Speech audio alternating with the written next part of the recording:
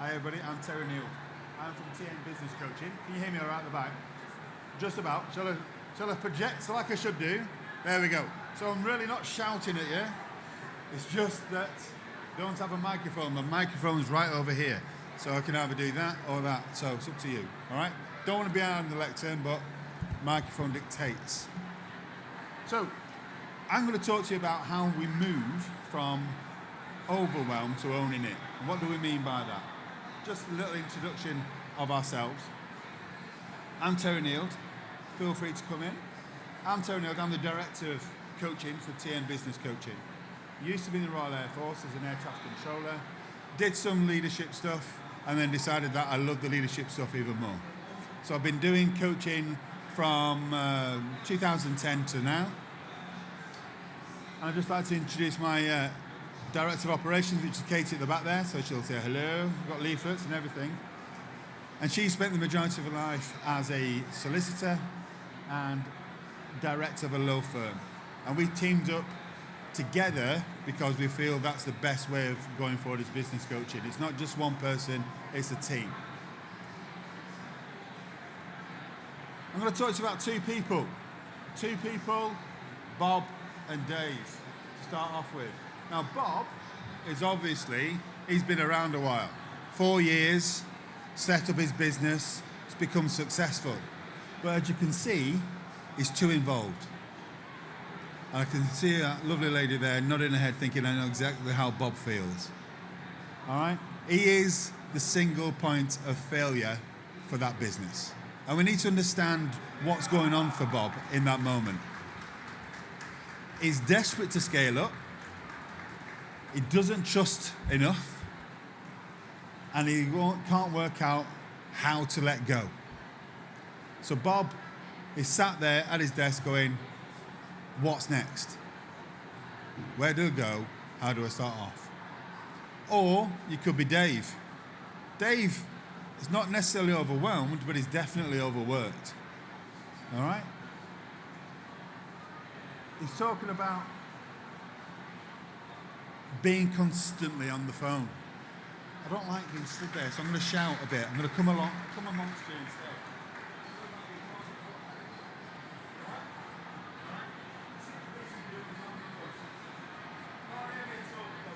Right, going back again.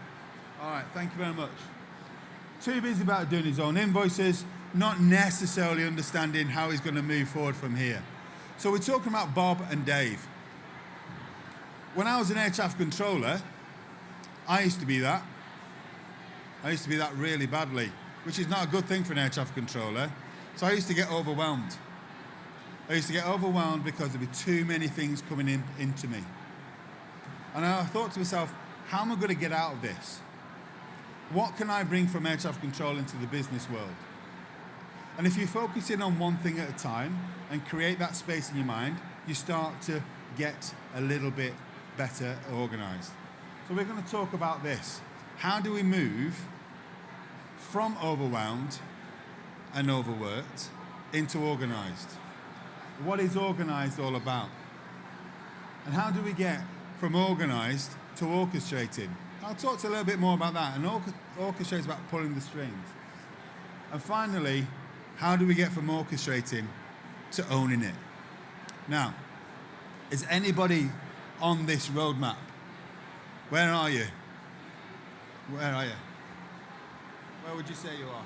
Overwhelmed? Yeah? There? Anybody overworked?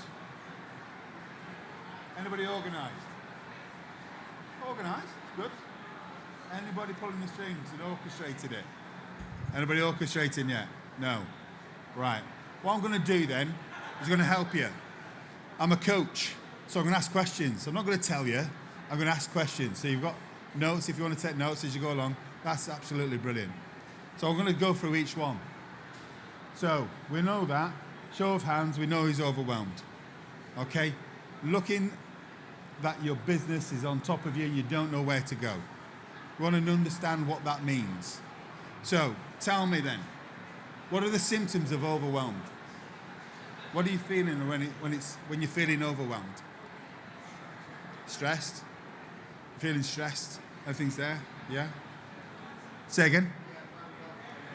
Wound up, headaches. What about yourself, Madam? Stuck. I hate being stuck. I don't know where to turn. We're looking around us. Who's there to help us? We've been there. Both Katie and I, we've been that overwhelmed. We're probably overwhelmed this morning, to be honest. With the amount of people that came to our store, it's been brilliant. But we talk about overwhelm. Well, we're going to do about this. So it's about putting a process in. Okay. Doing too much. Who feels that they're not necessarily overwhelmed, but they notice that actually they're doing too much? Yeah? Why is that, do you think? Why do you think you're doing too much? All the aspects. You're doing everything. So you're looking at marketing, you're looking at selling, you're looking at producing the product that you've got. Who's going to come in next? All these things start to happen. Absolutely overworked. And you're pulling all the strings. You're trying to, but it's not working.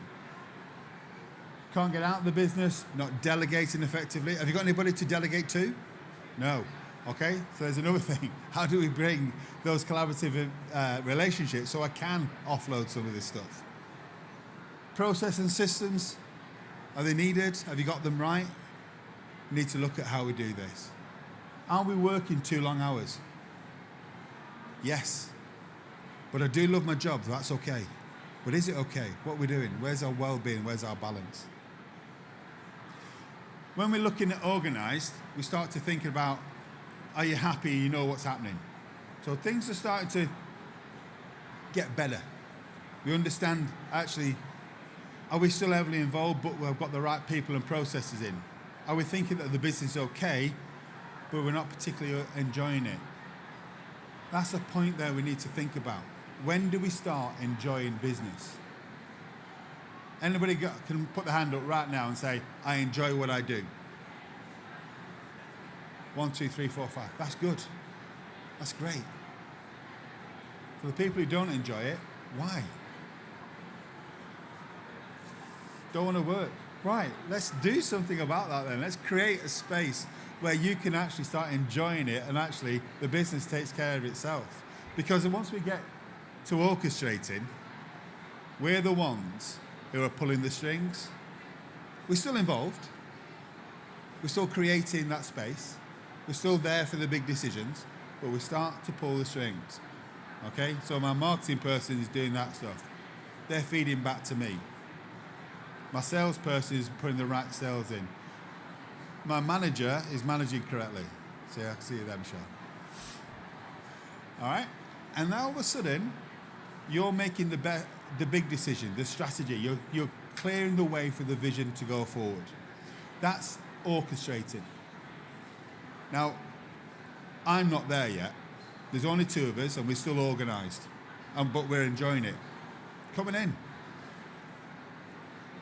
But that is the place I want to be. I want to be orchestrating my business. So we understand exactly what's going on. We're pulling the right strings and making the right decisions because we've got capacity to do that.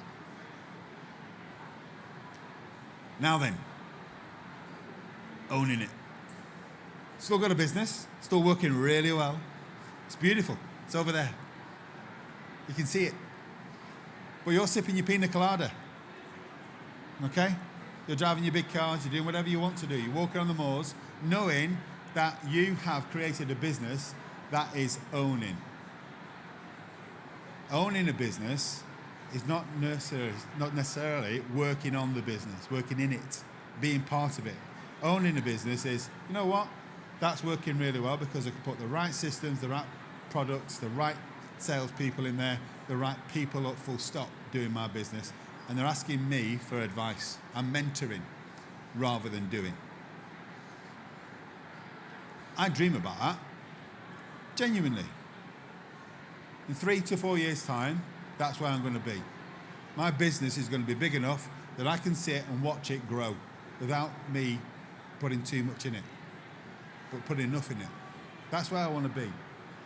Okay? So, what we do at TM Business Coaching is create a system that looks at everything. So it's systemic. We've decided, that Propel gives us the space to look at every aspect of the business at every level that we just talked about. Okay? So if I've got a client that is overwhelmed, I will go through Propel. If I've got a client that is overworked, Propel. Each level as we go up to the point where Propel enables that owning it. Okay? I'm going to go through each one, and as we go through each aspect, there'll be a set of questions. Okay?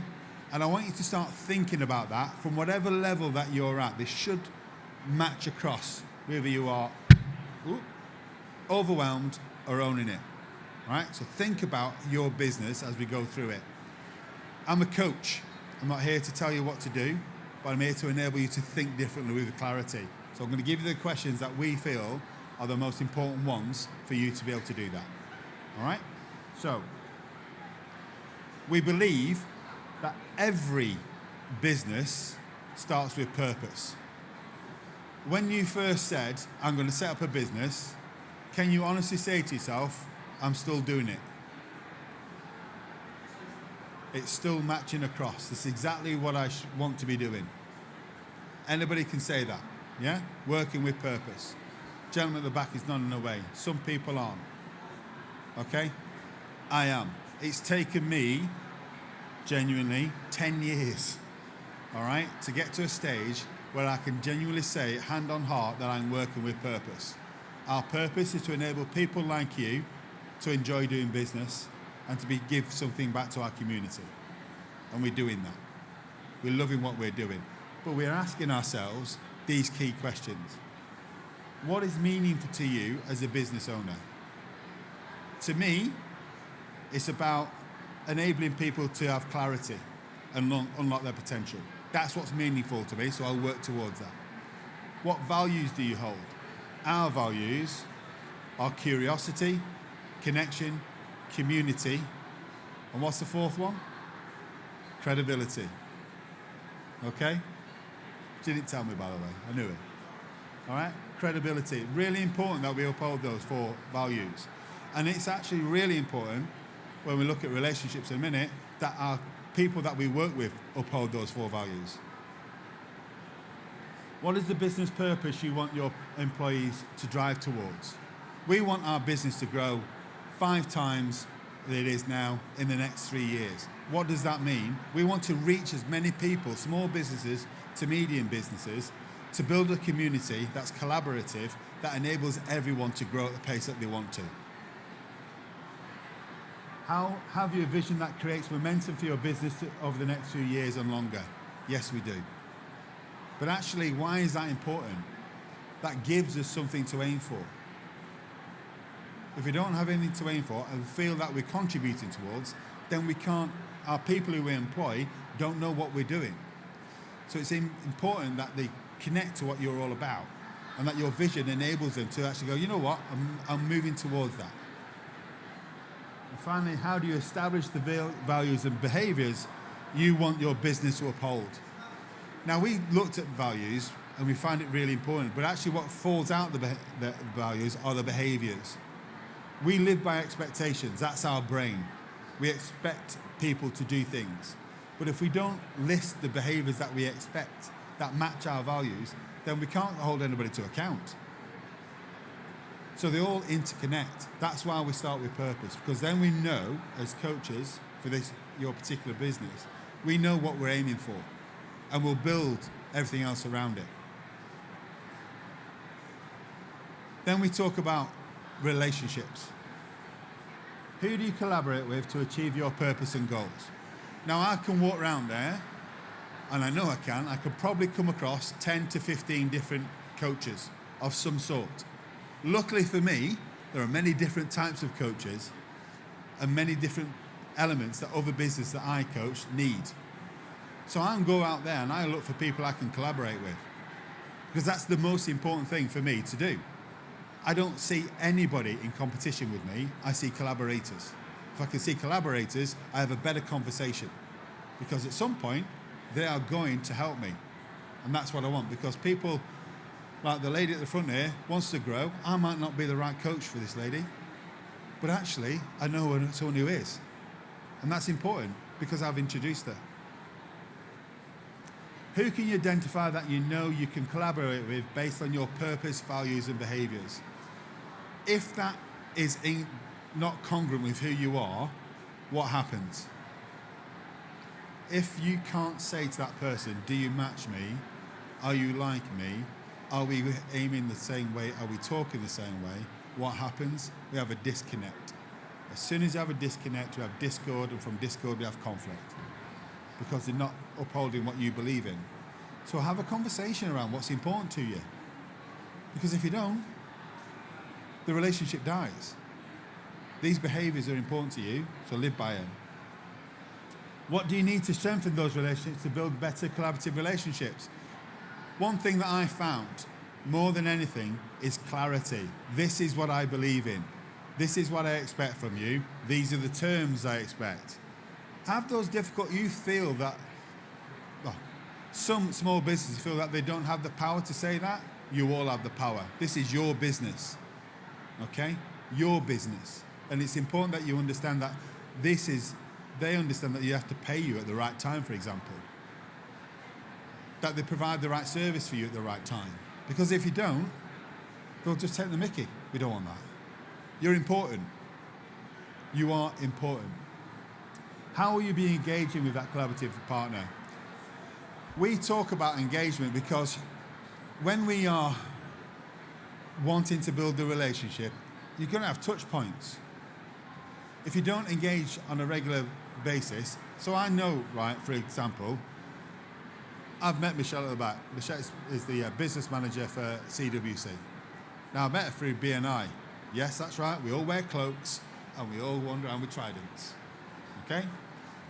But the relationship is about the touch points. We know that actually we can have a conversation about what we do at any point because we've built the trust and the rapport because of the touch points of the regular meetings. And that's important.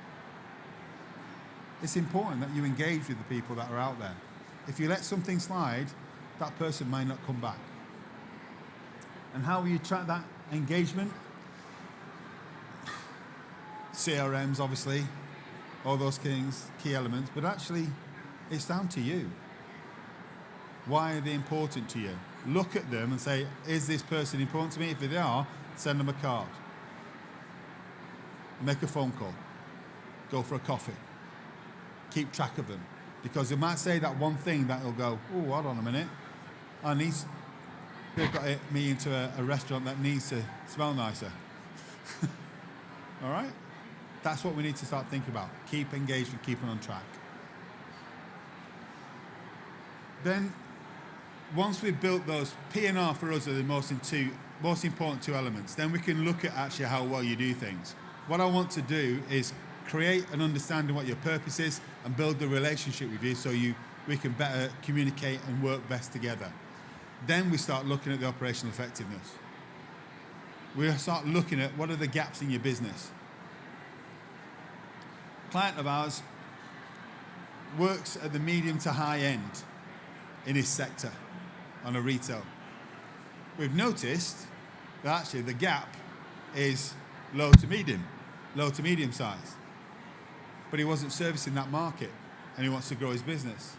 So by just doing some exploration, understanding what that is, we've sent him off, he's doing his research now, he's starting to open up an outlet to service that gap in the carpet area. So that's what we start to think about. What are the gaps? We ask exploratory questions. What do you want to serve as your business? What processes and systems do you need to review and change?